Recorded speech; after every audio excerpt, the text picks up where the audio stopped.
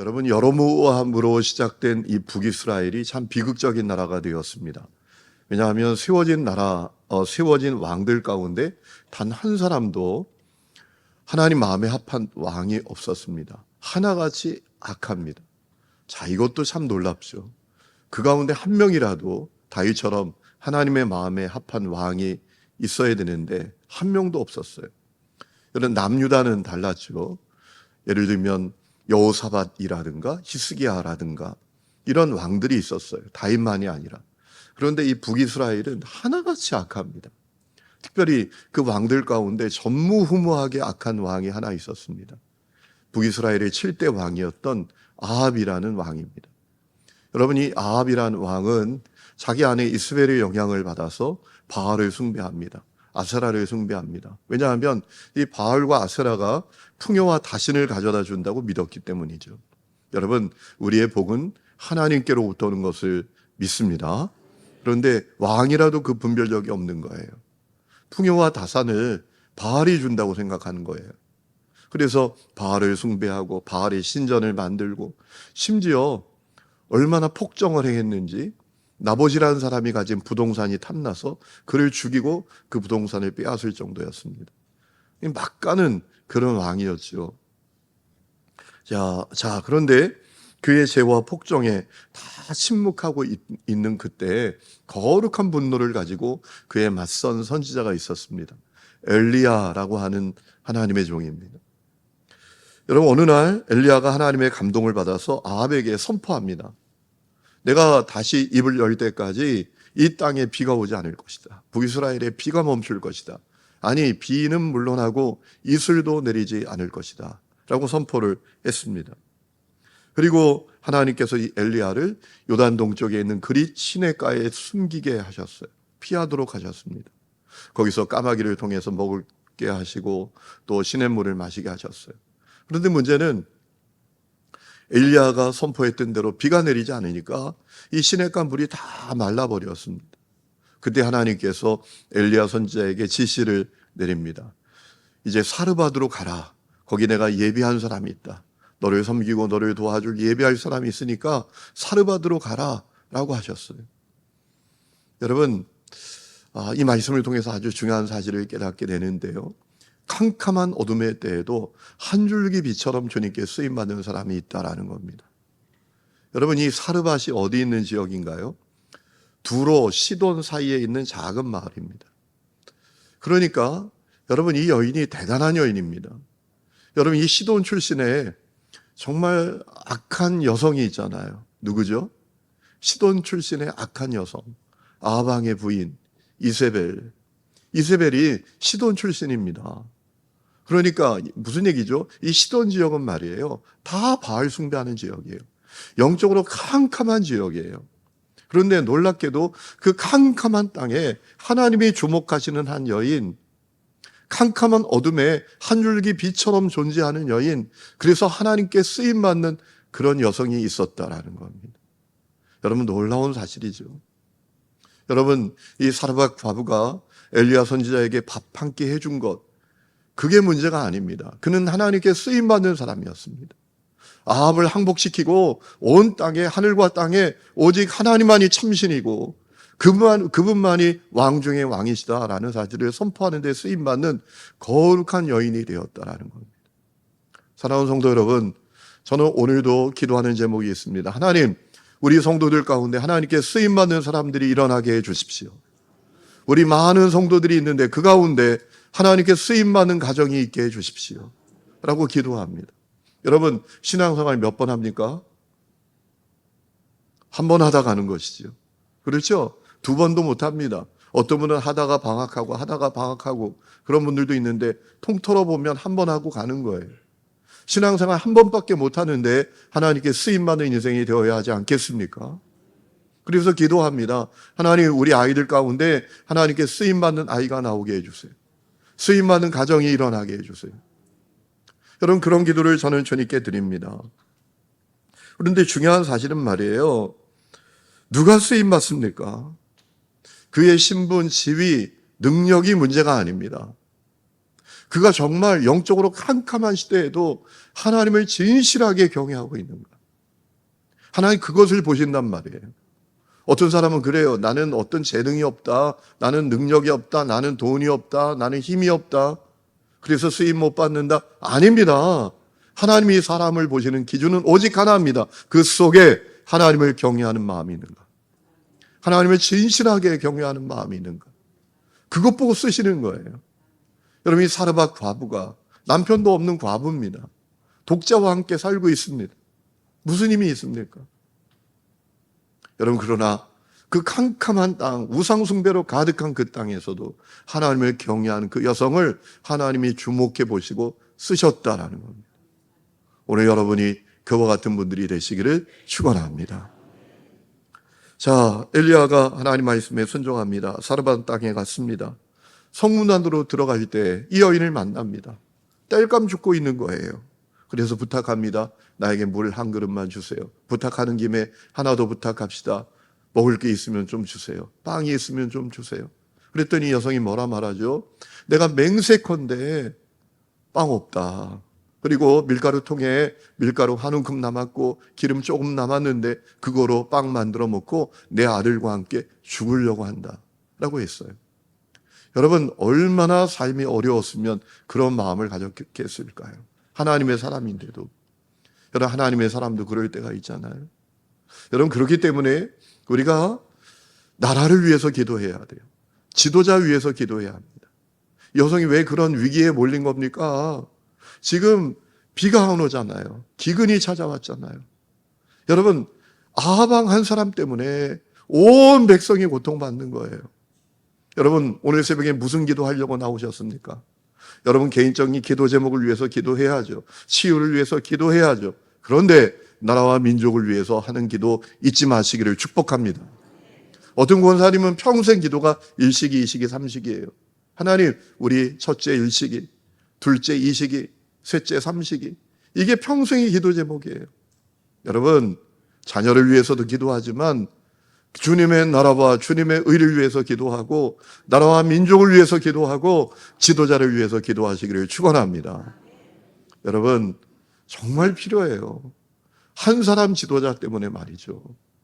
온 백성이 고통을 받지 않습니까? 엘리야가 그 이 과부에게 뭐라고 말합니까? 살아갈 염려하지 말아라. 내가 시키는 대로 해봐라 라고 해요. 남은 밀가루 기름으로 빵 만들어서 나에게 가져오고 그리고 그 다음에 당신과 당신의 아들을 위해서 만들어라. 그러면 밀가루통에 기름병에 마르지 않을 거다. 여러분, 놀랍게도 이 여인이 순종합니다. 저 같으면 참 순종이 어려웠을 것 같아요. 아니, 허무맹랑한 얘기하고 있네. 아니, 이 남은 거로 빵을 만들어서 자기를 위해서 빵을 만들어주고 그 다음에 우리를 위해서 만들어? 뭐가 있다고 만들란 얘기야? 뭐 이런 얘기가 어디 있어? 허무맹랑하다고 생각했을지 모르지만 여러분, 이 여성은 순종했습니다. 그리고 놀라운 일이 일어났습니다. 엘리야가 선포한 대로 되어졌습니다. 밀가루와 기름이 평생 떨어지지 않는 역사가 있게 되었다라는 겁니다. 여러분, 오늘 말씀을 통해서 중요한 사실을 깨닫게 됩니다. 우리가 믿음의 길을 계산으로 가지 말고 믿음으로 가야 한다는 겁니다. 교회 안에 두 종류의 사람이 있습니다. 평생 계산하는 사람이에요. 그러나 믿음으로 사는 사람이 있습니다. 여러분, 오늘 여러분은 계산으로 사는 사람입니까? 믿음으로 사는 사람입니까? 여러분, 우리가 계산으로 살면 충성하지 못합니다. 헌신, 봉사, 헌금, 이건 생각도 하지 못합니다. 11조, 이건 상상도 못합니다. 한다고 모양만 갖춰도 그냥 조금 흉내만 내고 평생 하다가 신앙생활이 끝나게 됩니다. 계산하면 못합니다. 이건 답이 안 나와요. 1 플러스 1이 100이라는 것을 모르는 거예요. 1 플러스 1은 늘 2라고 생각을 하는 거예요. 여러분, 그런데 계산으로 살게 됩니까? 아니에요. 내가 아무리 계산해서 살아도 하나님께서 하고 불어보시면 다 사라지게 됩니다. 여러분, 믿음으로 사시기를 축원합니다. 믿음으로 살아야 합니다. 여성이 믿음으로 순종했더니 주님이 일하시는 것 아닙니까? 여성의 마음에 참으로 믿음이 있었어요. 순종했어요. 그때 역사가 일어납니다. 자, 그런 일이 있은 다음에 엄청난 일이 일어납니다. 문제가 생겼습니다. 그 과부의 아들이 죽었습니다. 병이 들었는데 점점 심해져 죽고 말았습니다. 여러분, 충격적인 일이 일어난 것 아닙니까? 여러분, 그렇습니다. 믿음의 사람에게도 시련이 찾아와요. 우리가 믿음으로 산다고 고난이 예외되는 것이 아닙니다. 우리가 믿음으로 살아도 말할 수 없는 고난과 문제가 우리 인생에 찾아옵니다. 열왕기하 4장 말씀을 보면 엘리사를 극진히 섬겼던 수넴 여인이라고 있지 않습니까? 아니, 그저가 엘리사 선지자를 극진히 섬겨서 하나님께서 아들을 선물로 주셨는데 이 아들이 어느 날 어머니 내가 머리가 아파요 하더니 죽어버렸어요. 엄청난 충격 아닙니까? 여러분, 성도에게도 고난이 있습니다. 시련이 있습니다. 야고보서 5장 13절에 말씀하셨잖아요. 너희 중에 고난당하는 자가 있느냐? 저는 기도할 것이다. 무슨 얘기입니까? 성도에게도 고난이 있다라는 겁니다. 중요한 것은 그때 어떻게 반응하느냐라는 것이지. 여러분, 이 여인의 아들이 죽자 갑자기 불똥이 엘리야에게 튀었습니다. 여러분, 이 여성이 엘리야를 원망하기 시작합니다. 그에게 항의하기 시작합니다. 당신 왜 우리에게 왔냐고. 왜 우리에게 와서 내 죄를 깨닫게 하고 내 아들을 죽게 만들었냐고. 오늘 우리가 읽은 18절 새 번역 이렇게 번역했더라고요. 그러자 그 여인은 엘리야에게 이렇게 말하였다. 하나님의 사람이신 어른께서 저와 무슨 상관이 있다고 이렇게 저에게 오셔서 저의 죄를 기억나게 하시고 제 아들을 죽게 하십니까? 왜 내 아들을 죽였습니까? 왜 나에게 와서 멀쩡히 나 잘 사는 나에게 와서 내 아들을 죽였습니까? 내 죄를 깨닫게 하시고 아마 하나님의 종을 가까이 하니까 빛으로 나아가니까 자기 죄가 깨닫게 된 것 같아요. 기억하지도 못했던 죄를 기억하게 됐던 것 같아요. 여러분, 그런 겁니다. 어둠 가운데 있을 때는 말이에요. 죄를 죄로 깨닫지 못합니다. 빛 가운데로 나가야 죄를 죄로 깨닫게 되는 것이에요. 여기 불을 다 꺼보세요. 우리 몸에 뭐 시꺼먼 게 묻었어도 잘 모르죠. 그런데 불이 들어와 보세요. 환해져 보세요. 그러면 어둠이 분별이 되잖아요. 이 여성도 그런 것을 경험했던 것 같아요. 엘리야 선지자가 왔을 때 참으로 자기 죄가 깨달아진 것 같아요. 자기 잘못도 생각하게 됐던 것 같아요. 그래서 죄책감도 가지고 양심의 가책도 좀 느끼게 됐던 것 같아요. 근데 이게 원망으로 터져 나오는 거예요. 왜 왔어요? 왜 왔어요? 왜 와서 내 아들을 죽게 만드는 거예요? 이렇게 원망했다라는 것이죠. 여러분, 이 말씀을 보면서 그런 마음이 들더라고요. 그래, 이것이 연약한 인생의 모습이지. 우리가 말이에요. 좋을 때는, 잘 풀릴 때는, 모든 것이 순조로울 때는 다 믿음이 좋은 것 같지요. 다 하나님을 경외하는 것 같지요. 그런데 문제가 찾아오면 우리 본색이 드러나잖아요. 바람이 불어보면 그 나무의 열매가 어떤 열매인지 드러나게 되지 않습니까? 여러분, 이 여성의 모습을 보면서 그런 마음을 갖게 됩니다. 우리도 예외가 아니야. 우리도 예외가 아니지. 여러분, 우리도 남의 탓 얼마나 잘합니까? 그런 얘기 아시죠? 잘 되면 누구 탓? 안 되면 누구 탓? 여러분, 그런 얘기 안 쓰고 사시나 봐요. 잘 되면 내 탓이고 안 되면 남의 탓이고. 우리도 탓하며 살지 않습니까? 여러분, 이런 생각해 봅니다. 이 여인이 밀가루통에 기름병에 떨어지지 않은 그 역사가 일어났을 때 얼마나 엘리야가 고마웠겠어요. 얼마나 마음이 기뻤겠어요. 그런데 문제가 찾아오고 엄청난 사건이 일어나니까 원망이 생기는 거예요. 불평이 생기는 거예요. 사랑하는 성도 여러분, 우리에게 어려움이 생길 때 탓하지 마시기를 축복합니다. 남의 탓하지 말고 하나님의 뜻이 무엇인지를 구하세요. 하나님이 어떤 일을 하실지를 구하셔야 합니다. 이 어려움을 통해서, 이 문제를 통해서 하나님의 뜻이 어디 있는가? 하나님이 하실 일이 어떤 것인가? 우리가 이거 구해야 합니다. 여러분, 하나님은 어려운 일을 통해서 우리를 어렵게 만드시는 분이 아니라 우리를 살리시고 더 성장하게 하시고 성숙하게 하시고 우리가 알지 못하는 주님의 놀라운 계획을 이루시는 것을 믿으시기 바랍니다. 여러분, 로마서 8장을 보면 바울은 구원받은 우리뿐만 아니라 모든 피조물이 고통받고 있다라고 고백을 해요. 그런데 그가 한 가지 확실히 아는 것이 있다라고 이야기하지 않습니까? 하나님은 그 모든 고난을 통해서 합력하여 선을 이루신다라는 것입니다. 로마서 8장 28절, 우리가 너무나 잘 아는 말씀이죠. 우리가 알거니와 하나님을 사랑하는 자 곧 그의 뜻대로 부르심을 입은 자들에게는 모든 것이 합력하여 선을 이루느니라. 아멘. 여러분, 하나님은 우리에게 있는 어려운 문제를 통해서 우리를 어렵게 하시는 것이 아니라 우리를 더 성장하게 하시고 성숙하게 하시고 우리가 미처 몰랐던 하나님의 일하심을 드러낼 줄로 믿습니다.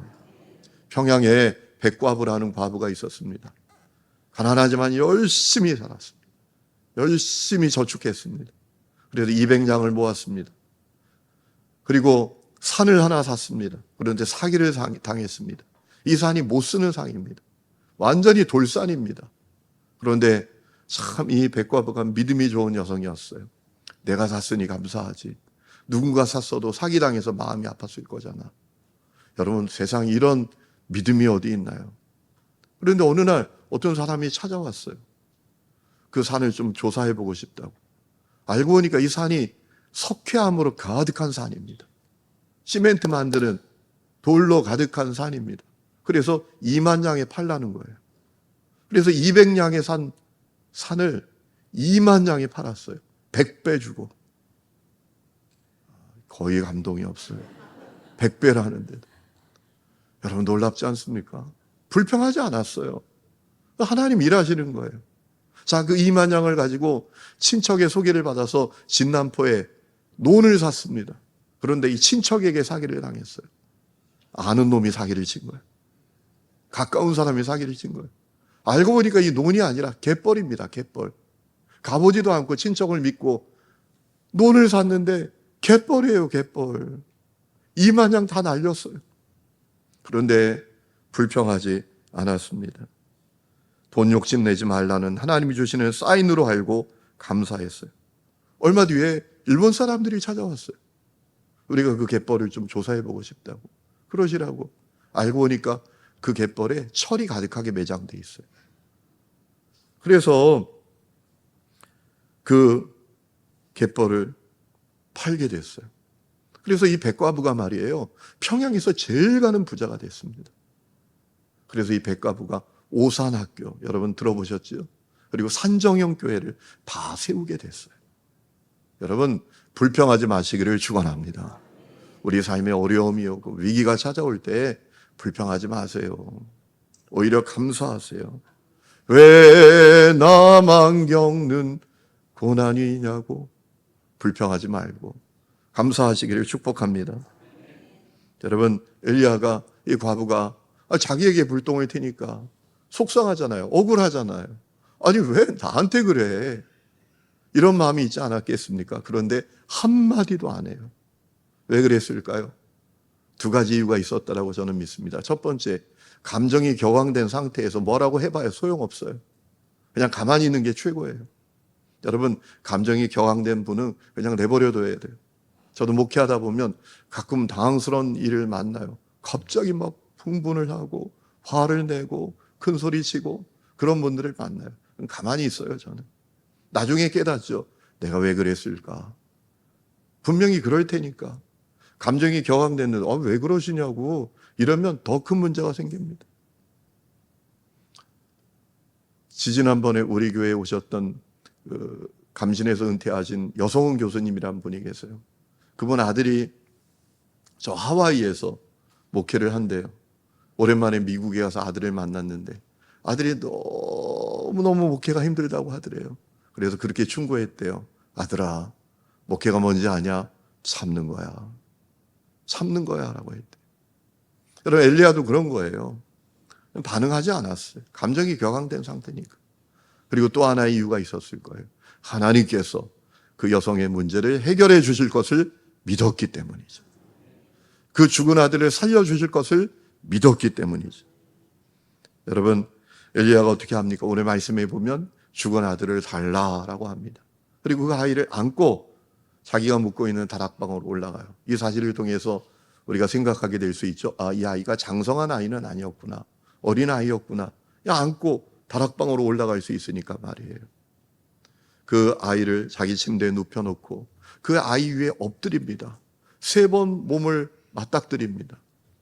왜 그랬을까요? 자기 몸을 통해서 하나님의 능력이 그 아이 속에 임재하기를 간절히 구하지 않았을까라는 생각이 들어요.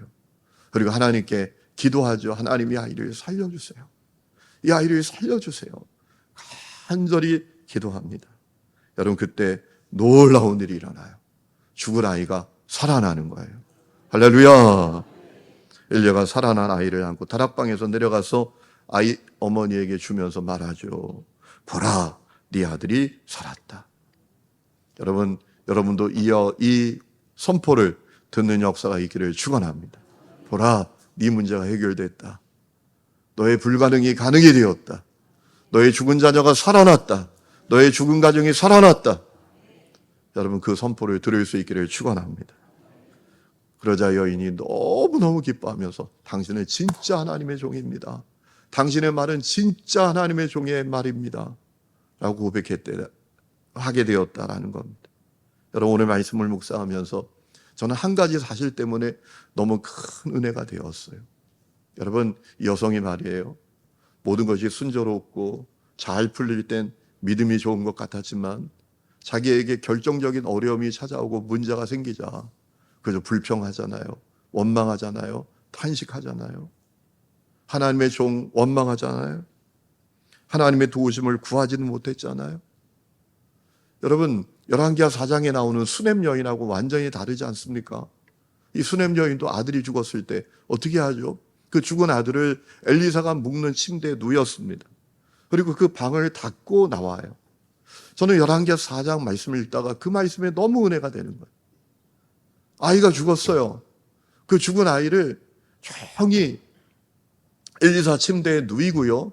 그 방 문을 닫고 나왔다고 성경이 우리에게 가르쳐주고 있어요. 여러분 그것이 대단한 의미가 있다고 저는 믿습니다.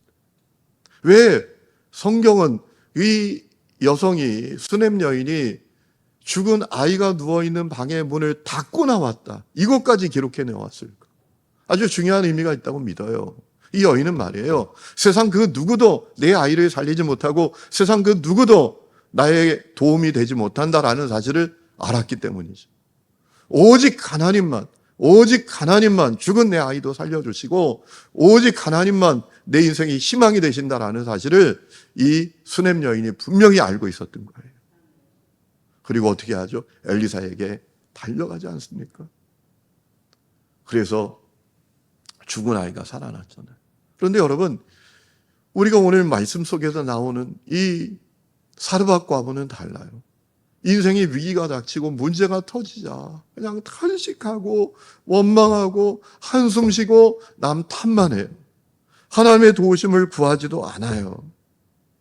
그런데 하지만 그럼에도 불구하고 하나님은 이 여성에게 놀라운 은혜를 베풀어 주시고 기적을 나타내 주셨다는 이것이 이렇게 은혜가 되는 거예요. 사랑하는 성도 여러분, 이 사실을 통해서 사람을 향한 하나님의 마음이 무엇인지를 우리는 깨닫게 될 수 있습니다. 여러분, 하나님은 우리가 가진 자격 때문에, 우리가 가진 조건 때문에, 우리가 어떤 됨됨이가 있어서 우리를 도와주시는 게 아닙니다. 우리에게 은혜를 베풀어 주시고 그분의 일하심을 드러내 주시는 게 아닙니다. 우리가 부족하고 못나고 그렇게 어리석고 부끄럽고 믿음이 없어도 그래도 나를 사랑하시고 그래도 나를 포기하지 않고 그래도 나에게 은혜를 베풀어 주시고 그래도 나에게 기적을 베풀어 주시는 분이 우리 하나님이시다라는 거예요. 여러분도 이 사르밧 과부하고 똑같을 때 많잖아요. 좋을 때는 믿음이 좋아. 잘 풀릴 때는 세상에 나처럼 하나님의 사랑을 받는 사람이 어디 있어. 그런데 문제가 생기면 원망하고 탄식하고 기도도 못하고 여러분 그럴 때가 있잖아요. 그러나 그때도 하나님은 나를 사랑하시고 나를 도와주시고 내게 기적을 베풀어 주신다라는 겁니다. 오늘 여러분 가운데 하나님을 향해서 거절감을 가진 사람들이 혹시 계십니까? 나 같은 사람을 주님이 사랑하시나? 나 같은 사람을 주님이 도와주시나? 나 같은 사람에게 주님께서 은혜를 베풀어 주시나? 아닙니다. 하나님은 우리가 못났고 부족하고 모자라도 나를 도와주시고 내게 기적을 나타내 주시고 역사를 일으키시는 분이 우리 하나님이신 줄로 믿습니다. 여러분 그 하나님을 바라보고 기도하세요. 오늘 이 새벽에 기도합시다. 하나님, 제가 부족합니다. 잘 풀릴 땐 내가 믿음이 좋은 것 같았는데 내가 어려운 일이 생기니 탄식하고 원망하고 참 기도도 못하고 그저 절망만 하고 있어요. 그래도 나를 사랑하신다고 하시니, 그래도 내게 은혜를 베풀어 주시고 기적을 나타내 주신다고 하시니 감사합니다. 주님, 내가 주님 더 바라보기를 원합니다. 주님 역사해 주옵소서. 우리 기도하는 성도들이 되시기를 주의 이름으로 축원합니다.